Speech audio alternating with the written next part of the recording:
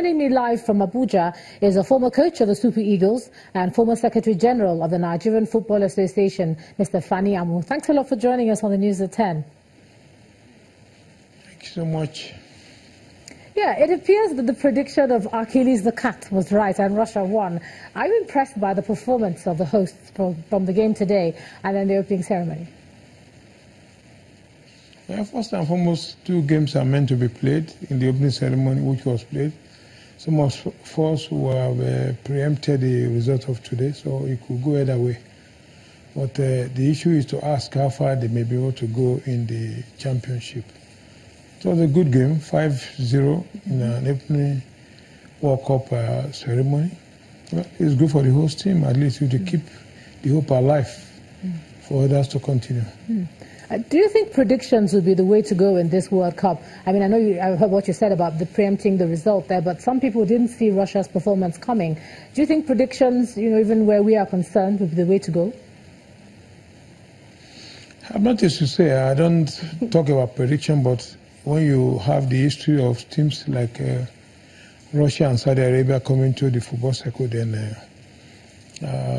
Saudi Arabia is an underdog. They qualified in the series through a process. So the 32 teams are in the World Cup. They are aspirants to win the trophy. But what I'm trying to say is that there are some names you mention, and you know that you even predict their performances. So it could go either way.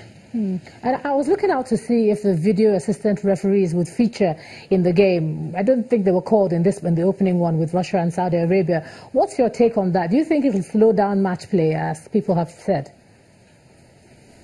It's an experiment by FIFA. The Premiership tried it, and it was said officially that it will be used in the World Cup in Russia. So let's see how it goes. But like I said, it's an experiment. Okay, now let's look at our team now. We lost our last two friendlies, and many have said that if we can just exit the group we're in, then we would have done well. What do you think our chances are? The team preparation was not faulty. You could have a preparation that would make you to win all the games, and going to the main championship become a disappointment. It's better we had it rough now, so that in the championship itself, they were very careful by the games. With our third match against Argentina, it will be much safer if we win the first two games. If we have at least 5 points in the first two games and have a draw against Argentina. But if we now have Argentina to decide our hope, there's an issue there. And looking at our performance in the World Cup generally, second round, first round, do you think we can surpass what we've done in the past? Yeah, I was fortunately in the second round in '98 as a chief coach under Bora. Nigerians said that was the worst performance. In 2002, they said worst. So like what I'm trying to say is, I don't want to push the team so hard. Like I said, let's win our first two games and have the last game against Argentina so that we can go into the second round. That is most important. Then we'll take it up from there. All right, you've been in this position before. Let me just ask you finally. I know you don't want to preempt anything, but how do you think they should approach their matches? We've heard a lot about the coach and how he likes to play from the wings. How should we approach our matches now, seeing what Russia has done on this first day? Yeah, first and foremost, the coach, we should always have absolute confidence on the coach because we can't do anything otherwise, because you can't change him. He has started building the team. The turnaround they had was after they lost to South Africa in Uyo. And thereafter, they've been having their strength positively.